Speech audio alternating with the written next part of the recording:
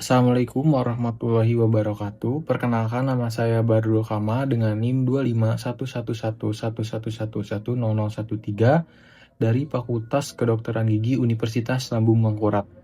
Nah, di sini saya akan membahas mengenai sistem reproduksi wanita. Baik, kita langsung saja ke materinya. Yang pertama yaitu ada mengenai pengertian. Nah, jadi pengertian sistem reproduksi wanita itu adalah kumpulan organ yang bekerja sama untuk memungkinkan proses reproduksi. Nah, mulai dari pembentukan sel telur, pembuahan, hingga kehamilan dan persalinan. Nah, sistem ini terdiri dari organ luar dan juga dalam. Nah, seperti ovarium, tuba fallopi, uterus, vagina, dan vulva, yang masing-masing ini memiliki peran penting dalam menjaga kesehatan reproduksi dan proses berkembangnya keturunan. Baik, kita lanjut saja. Nah, di sini ada fungsi, di mana fungsi sistem reproduksi wanita ini yaitu yang pertama menghasilkan sel telur atau ovum melalui ovarium. Kemudian yang kedua ini ada menjadi tempat terjadinya pembuahan, yaitu di tuba fallopi. Nah, kemudian yang ketiga ini ada menampung dan mengembangkan janin di dalam uterus selama kehamilan. Kemudian yang keempat yaitu menjadi jalan lahir bayi melalui vagina pada saat persalinan. Kemudian yang kelima ini menghasilkan hormon reproduksi seperti estrogen dan progesteron untuk mengatur menstruasi, kesuburan, dan ciri seksual sekunder. Kemudian lanjut yang terakhir yaitu yang keenam ada melindungi organ genital luar melalui struktur vulva seperti labia dan klitoris. Kita lanjut saja, yaitu materi yang selanjutnya ada organ-organ reproduksi wanita. Nah, di mana organ-organ reproduksi wanita ini terdiri menjadi dua, yaitu ada internal dan juga eksternal.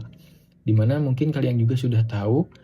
Nah, eksternalnya itu ada apa aja dan internalnya itu ada apa aja. Nah, ada yang tahu nggak apa itu internalnya? Nah, jadi internalnya itu pada wanita ini ada 5 bagian. Sebenarnya banyak. Di sini saya membahas 5 saja. Yang pertama itu ada ovarium, di mana atau kita sebut indung telur. Kemudian yang kedua ada tuba fallopi atau bisa disebut saluran telur. Kemudian yang ketiga uterus atau bisa disebut rahim. Dan yang keempat ada cervix atau leher rahim. Kemudian yang kelima ini ada vagina. Lanjut ke yang eksternal ini ada labia majora atau bibir luar. Yang kedua ini adalah labia minora atau bibir dalam. Yang ketiga ada klitoris. Yang keempat ada vestibulum vaginae. Yang kelima ada bulbus vestibuli. Yang keenam ada kelenjar Bartholin. Baik, bisa kalian lihat pada gambar ini adalah sistem reproduksi wanita. Baik, kita lanjut saja, yaitu kita akan membahas organ internal terlebih dahulu. Yang pertama ini ada ovarium atau indung telur. Nah, ovarium ini adalah dua organ kecil berbentuk opal yang berada di kiri dan kanan rahim. Nah, ini ya, teman-teman bisa dilihat di PowerPoint saya. Ini adalah ovarium. Nah, organ ini itu berperan sebagai tempat pematangan dan pelepasan sel telur setiap siklus menstruasi. Nah, selain itu, ovarium ini merupakan kelenjar hormon yang menghasilkan estrogen dan prosteron. Nah, yaitu hormon penting yang mengatur siklus menstruasi, kesuburan, dan perkembangan ciri-ciri seksual wanita. Kemudian, ovarium juga menyimpan ribuan folikel sebagai cadangan sel telur sejak lahir. Lanjut, yang kedua ini pada organ internal ada tuba fallopi atau saluran telur. Nah, bisa dilihat ya di PPT ini sudah ada tunjukannya bahwa tuba fallopi itu di sekitar sini. Nah, jadi tuba fallopi ini adalah saluran tipis berjumlah 2 yang menghubungkan ovarium dan uterus. Nah, di dalam saluran ini terdapat silia, yaitu rambut-rambut halus yang membantu membawa sel telur menuju rahim. Nah, kemudian pada bagian ampula tuba fallopi ini biasanya terjadi pembuahan ketika sperma bertemu dengan sel telur. Nah, jika terjadi pembuahan, zigot ini akan bergerak menuju rahim untuk berkembang. Nah, jadi itu tuba fallopi. Kita lanjut organ internal selanjutnya, yaitu mengenai uterus atau rahim. Nah, di mana uterus atau rahim ini yang letaknya di sini, bisa kalian lihat. Nah, jadi uterus ini organ berongga dan berotot yang menjadi tempat janin ini tumbuh selama kehamilan. Nah, dinding uterus ini terdiri dari 3 lapisan, salah satunya endometrium yang menebal setiap bulan sebagai persiapan kehamilan. Jika tidak ada pembuahan, lapisan ini akan luruh menjadi darah menstruasi. Dan uterus juga berkontraksi kuat saat persalinan untuk membantu bayi keluar. Lanjut, yaitu organ internal selanjutnya vagina. Nah, vagina ini sesuai dengan tunjukannya ada di sini ya. Nah, vagina ini adalah saluran berotot yang bersifat elastis. Nah, vagina juga berfungsi sebagai jalur keluarnya darah menstruasi, kemudian juga bisa tempat masuknya penis saat hubungan seksual, dan jalan keluarnya bayi pada saat mau melahirkan. Kemudian dinding vagina ini memiliki kemampuan meregang dan kembali ke ukuran semula, serta terlindungi oleh flora normal yang menjaga keseimbangan pH. Kita lanjut. Organ internal selanjutnya yaitu ada serviks atau leher rahim. Nah, di sini, di daerah sini ya, leher rahim. Nah, yang dimana merupakan bagian bawah uterus yang berbentuk seperti tabung kecil dan menyempit, menghubungkan rahim dengan vagina. Nah, serviks ini menghasilkan lendir dengan konsistensi yang berubah-ubah mengikuti siklus menstruasi. Kadang kental untuk menghambat sperma dan juga kadang cair untuk memudahkan sperma ini masuk. Nah, saat melahirkan, serviks ini melebar luas untuk membuka jalannya lahir. Lanjut, kita ke organ eksternal yang pertama yaitu ada labia majora atau bibir luar. Nah, bibir luar tuh ini kalau dilihat dari dalamnya.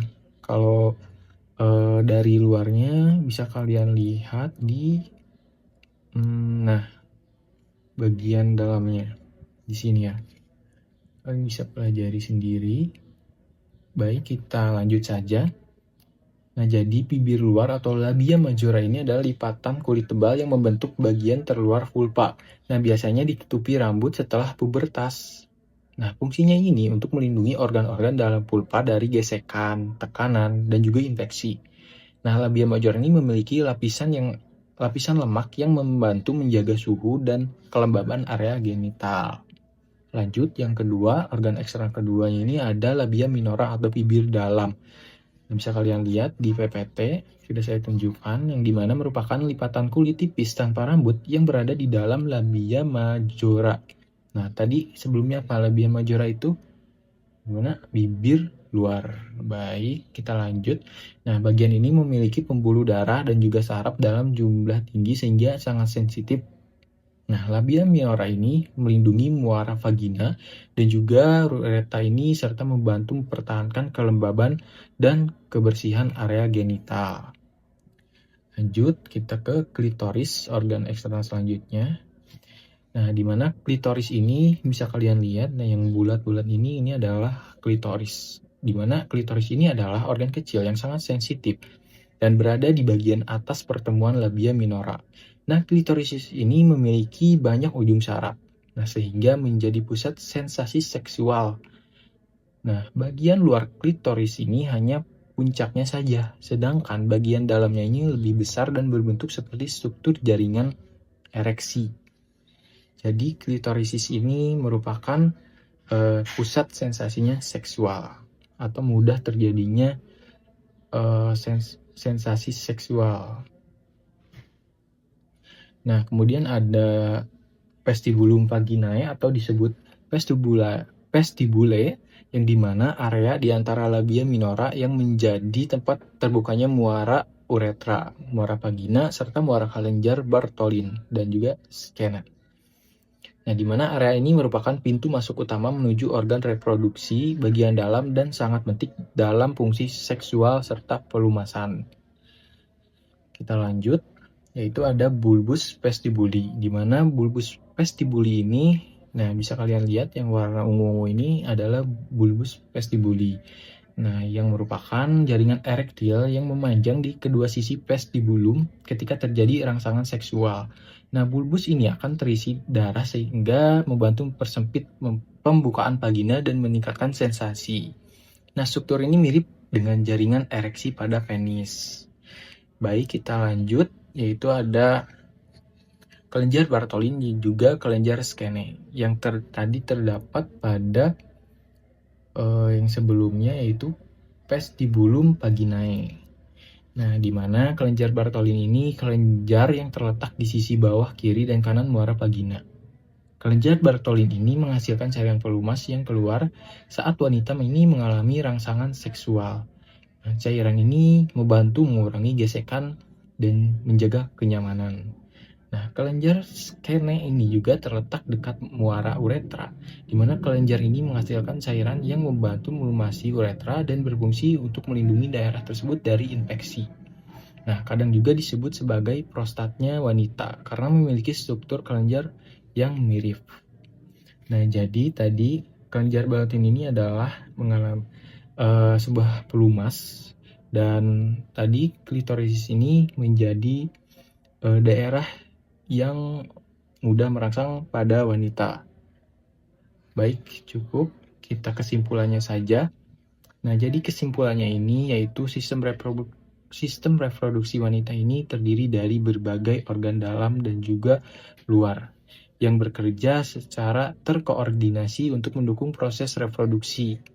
Nah, organ dalam seperti ovarium, tuba fallopi, uterus, serviks, dan vagina ini berperan penting dalam menghasilkan sel telur.